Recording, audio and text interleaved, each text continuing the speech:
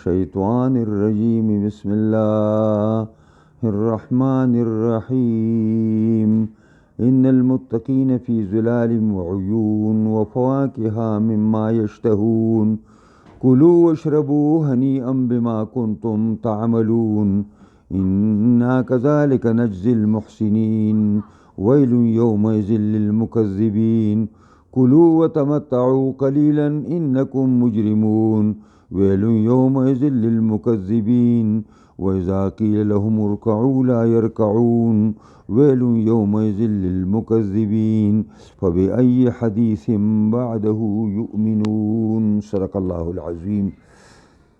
مخکې د نامنونکو خلکو کفارو مشرکانو بيدینو ګناهګارانو ذکر قرآن کو د قیامت په ورځ باندې چې داغي څه پوزیشن دی نو داغي پوره وضاحت قرآن کو داغي مکذبینو په مقابله کې د متقینو هغه خلق چې د الله نه یریږي داغي د انجام او په آخرت کې داغي د کامیابی ذکر الله رب العزت کوي. نو فرمای ان المتقین فی ظلال و عیون یقینا پرهیزگار خلق ایبا پسورو کې او وعیون یبا پچینو کې و پواکه او په میوو کې مما یشتهون دا هغې نه چې د دوی زړه غواړي چې دوی طبیعتونه غواړي. متقین د متقی جمع ده او متقی د تقوا نه ساز شوی دی او تقوا د وقایقی وقایتن نه ساز شوی دی په معنا د ځان ساتلو باندې. متقی ته متقی ځکه وایي چې د ځان د ګناهونو نه ساتي، ځان د شرک او د کفر نه ساتي، ځان د بدعات و رسوماتو نه ساتي او ځان د هر قسم بيدینۍ نه ساتي، ځکه ورته متقی وایي. او تقوا اصل کې د الله نه یری ته وایي چې پرې زړه کې سړی د الله نه ویریږي. او ظلال د ذل جمع د سوري ته وایي او دلته دوه قسمه سوري کې به متقیانی د قیامت په ورځ باندې د حساب کتاب په ټیم کې د الله د عرش د سوري لاندې بناستي او چې کله حساب کتاب وشي او الله په مهرباني کې او جنت ته ورننوځي نو بیا د جنت سوري هغه دایم سوري دي او د دې سوري ما او تاسو سره دلته دومره قدر نشته دی، خدا که تاسو د عربو ته لاړئ د سوري قدر به هلته تاسو ته میلاو شي چې تاسو رواني که نه او یو 10 منټه مزل هم دې نور ته کې نو تا ته به بیا هغه وخت پته ولګي چېرې اوس چېرته سوری به ماته سر لاندې کړی. او د دې اولنین مخاطبین هغه عرب دي، د دې وجې نه د سوري ډېر لوی ضرورت دی. و عیون نویبه په چینو کې یعنی بیدون کې اوبه به وي او هر ځای کې به دوی ته مهیا وي او هر ځای کې به ورته تیاري وي. او و فواکهه ای به دوی په میوو کې داسې خوراکونه یاد نه کړه ځکه چې د جنتیانو تمام خوراک به فواکهي فواکه اصل کې هغه خوراک ته وایي چې سړی ځان موړ کي او میلمه دپاره بیا د خولې د خوږولو دپاره او د هاضمې دپاره بیا یو بل شی تیاروي. نو څوک وله فروټ راوالي او چا وله نور داسې شی نه مینه تیار کړي نو هغې ته فواکه وایي. نو د جنتیانو تمام میوې دا به د بدن د بقا دپاره نه وي، دا به د ولږې د دفع کولو دپاره نه وي بلکې دا به د تلذذ او د مزې دپاره وي، ځکه فواکه لفظ استعمال شه دلته. او مما یشتهون د هغو نه چې د دوی زړه غواړي چې د جنتي زړه څه غواړي هغه به ورته تیاري.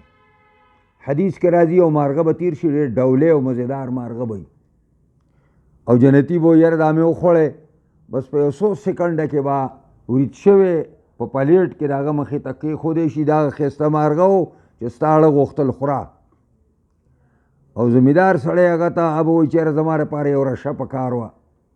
او بیا په دې موسم کې چې دا کم قات راغلی په پاکستان باندې چې د غنمو مې یو سره مزېداره رشه وی داسې نو په سکنډونو کې به غنم وکرلی شي او بس وبرېبلی شي او ترېشلې د ترېشل به ورته ولګي او سره وایي دغه رشه ده نور څه غواړې دقسې د کوم شی چې د چا پړه کې راځي هغه به ورته میلاویږي. کلو وشربو هنیئا بما کنتم تعملون. کلو خورئ دغه نعمتونه، واشربو سکئ دغه چینونه دا مزیداری بو، هنیئا مانا مبارکې، او هنیء دې ته وایي چې په نعمرۍ کې په ډېر آسانۍ سره تېرېږي. پخوا یو سړي ویلي کني چې هنیئا لارباب النعیم نعیمهم وللعاشق المسکین ما یتجرع. تجرع دې ته وایي چې په مرۍ کې نښلي نښلي، او هنیء دې ته وایي چې په مرۍ کې بالکل په ازادۍ سره مزیدار تېرېږي. او بیا بما کنتم بے سببیه ده، بما کنتم په سبب د هغې کارونو کنتم تعملون چې وایي تاسو دنیا کې هم کول. داسې ایړیا جنت چاله الله نه ورکوي، او نه دا ایړیا دغه فواکه دي، او نه ایړیا دالته چې کوم دی د هر شی دی. دا په سبب د هغې چې تاسو په دنیا کې عمل کو.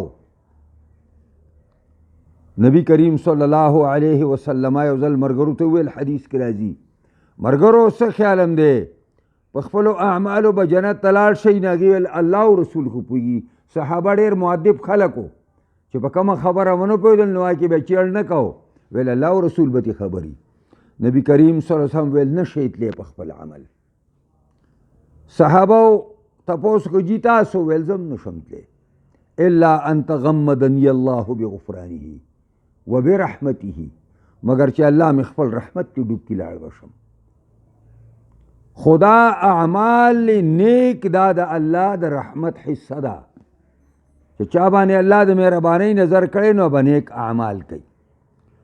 انا کذلک نجزی المحسنین، دا د خاصو خلکو لپاره خبره نه ده، دا منقبه او د اوچت انعام.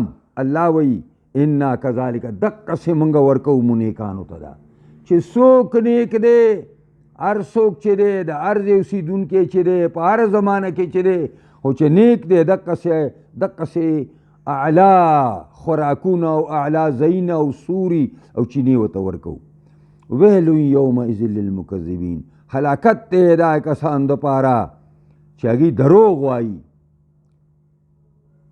کافرانو به صحابه کرامو، مشرکانو به صحابه کرامو ته دا خبره کوله چې اول خو زموږ د عقیده نشته چې قیامت به قایمیږي او موږ به را ژوندي کېږو، حساب کتاب وي او جنت او دوزخ دی، دا خو زموږ عقیده نه ده. خو فرض کا کوه نو ستاسو نه به هلته هم ښیو، چې دلته نه ښیو نو هلته به هم ښیو. ویل یومئذ للمکذبین، هلاکت دی په دې ورځ د دروغجنو دپاره چې دا قسم دروغ وایي زه به ستا نه هلته هم غوره یم، ته به هلته غوره شي، پته به دې ولګي. د دې وجې نه لس ځای چې دا ویل یومئذ للمکذبین ذکر شوی نو ظاهر کې برې شوبه راځي، یا خو تکرار دی، نو د هغې تکرار نه دی. په هر ځای کې چې ویل للمکذبین راځي نو د هغه مخکې عبارت ته اشاره وي چې دې خلکو دغې خبرې ته دروغو نسبت کړی و، دې خلکو دې خبرې ته مې دروغو نسبت کړی و. کلو وتمتعوا قلیلا انکم مجرمون، کلو خورئ وتمتعوا پیدا اوس ګوره د مکذبینو ته الله وایي کلو خورئ ای دروغجنو، وتمتعوا فیدې والئ قلیلا لږې، چې هغه دا زندګي ده ستاسو، دا د دنیا زندګي. قلیل معنا دلته عبارت دی د دنیا دا زندګي. انکم مجرمون، یقینا تاسو نافرمان یئ. د دې داسې مثال دی لکه سړی د قربانۍ ګډورې ساتي که نه، او دا ښایسته ښایسته شی نه راوړي او په هغه باندې خوري او دا خوري او دا خوري، او دې دپاره چې دی ښه تیار شي او غټ شي او که خیر په قربانۍ کې حلال کړم. دقسې مثال د دې دی، دقسې. او مولانا شبیر احمد عثماني وي دې داسې مثال دی چې یو سړي باندې د پانسۍ اډر شوی دی او په پانسي ګاټ کې پروت دی. هغه داروغه راشي ورته وایي چې جی څه شی ستاسو خواهشي او څه غواړئ چې درته موږ حاضر کړو. پوهېږئ په دې خبره باندې.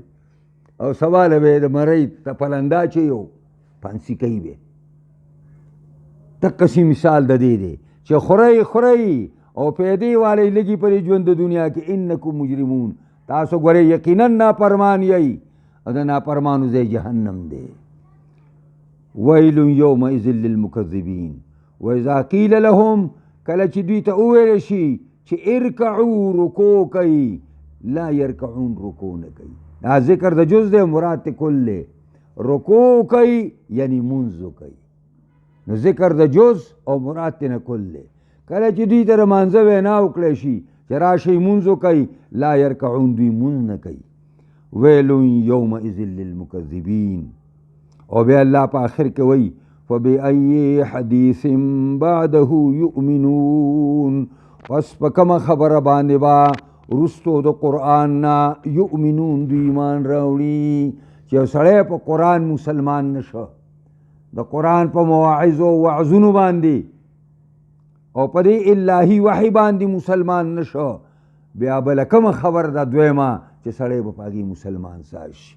فبأي حدیث بعده، پس په کومه یو خبره باندې بعده بعد القرآن یؤمنون دا خلق با ایمان راوړي.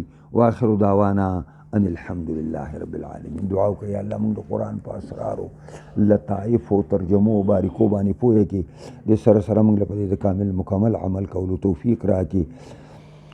خدای د دې قرآن نظام د دې قرآن نظام الله په تمام جهان کې خاص کر پاکستان کې راولي.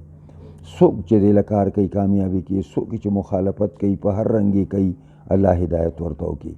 که هدایت په قسمت کې نه الله تباهي کوي. الله زموږ ټولو په حالت باندې رحم وکړي. څونه زموږ مشران کشران زنانه نارینه وفات شوي الله ټول وبخښي.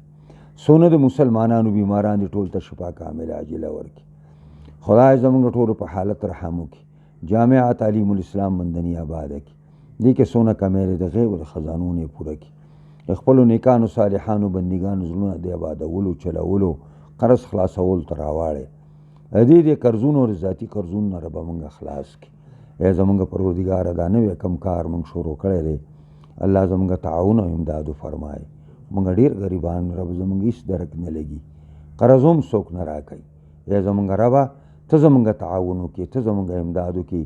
او د جومات دا برنډه او د جنکو د مدرسې دا چت الله تعالی د غیبو نه دې لپاره پروګرامو کې زموږ تعاون او امداد وکړي. څوک هم چې دې کې زموږ سره امداد کوي الله دې ولې دنیا او د آخرت خوشحالۍ ورکړي. الله دې زموږ ټولو نه راضي شي او دا مدرسه دې الله زموږ د آخرت د نجات دپاره بهترینه ذریعه وګرځوي، بهترینه وسیله وګرځوي. د دې په وجه دې الله زموږ نه راضي شي. اللهم ربنا آتنا فی الدنیا حسنه وفي الآخرة حسنه